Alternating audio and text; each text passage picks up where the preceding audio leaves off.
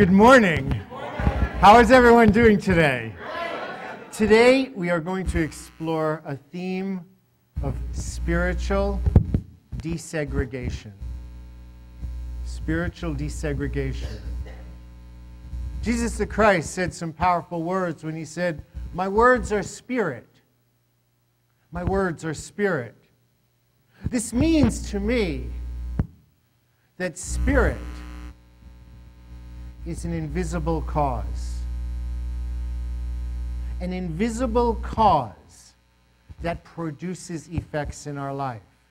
Spirit is not the effect. Spirit, my words are life. Can you see my words? Can you feel them? Can you touch them? No. Yet they are life. And so spirit in us is that invisible cause. And when we live in the effects alone, in a way, we're excluding spirit from our life. Well, effects. What do you mean effects? What are you talking about, effects?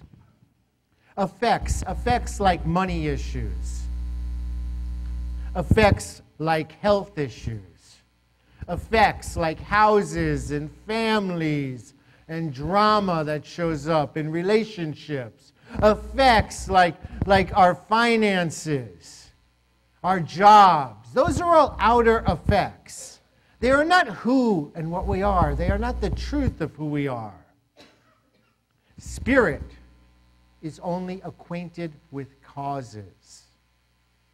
Causes.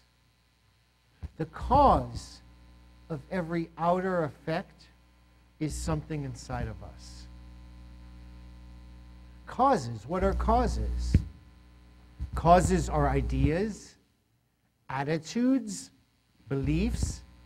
Causes are how we relate to ourselves with our self-esteem, our prejudices, what we prejudge about ourselves, other people, situations. These are causes inside of us. And ultimately, every one of us has a relationship with Spirit. Inside of us, the Holy Spirit, that whole Spirit of God, that causes the effects in our life. Our lives, then, are spiritual at their foundation. We experience material effects. They are not us. We experience them. We align with them, we fight them, we challenge them, we grow through them, we label them, we judge them. They are not us. If we want to discern more about spirit in our life, we can focus on the spiritual causes, the spiritual ideas, the attitudes, the belief, the prejudices, the self-esteem that we have of ourselves. You know, 99 years ago, Unity's co-founder, Charles Fillmore, said something. He said, if you're not demonstrating as you would like in life today, stop and consider, are you listening to the voice of Spirit? And as I heard that and I read that, I thought to myself, like Samuel, we can hear. And we listen when we invite the hearing. Speak, Lord, for thy servant hears. In our language today, it would simply be like, speak, God, I'm listening. I'm paying attention.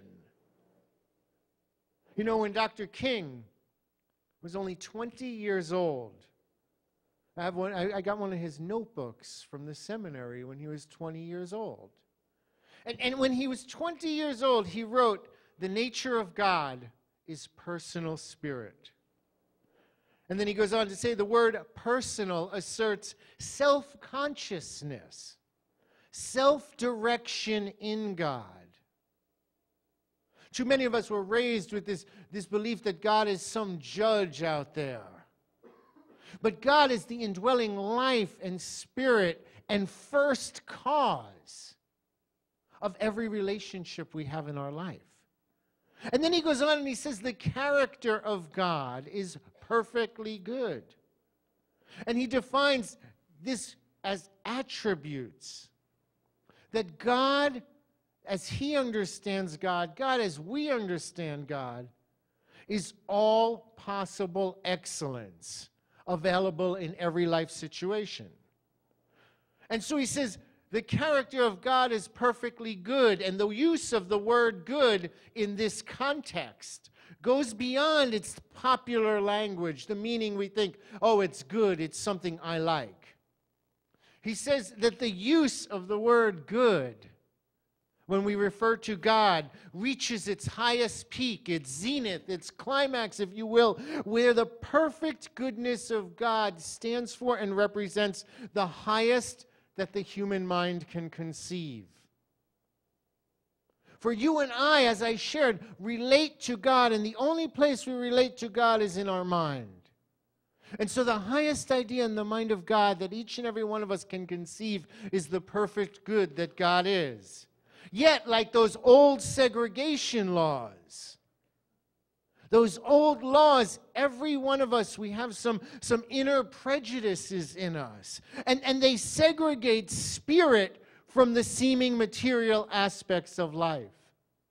In other words, they place the causes, the ideas, the attitudes, the belief, how we feel about ourselves on a whole separate place in our mind than the effects, the jobs, the people, the health, the finances, the relationship. And these laws and these principles that we set up in our own mind, they're not real, but to us, they are real and we enforce them.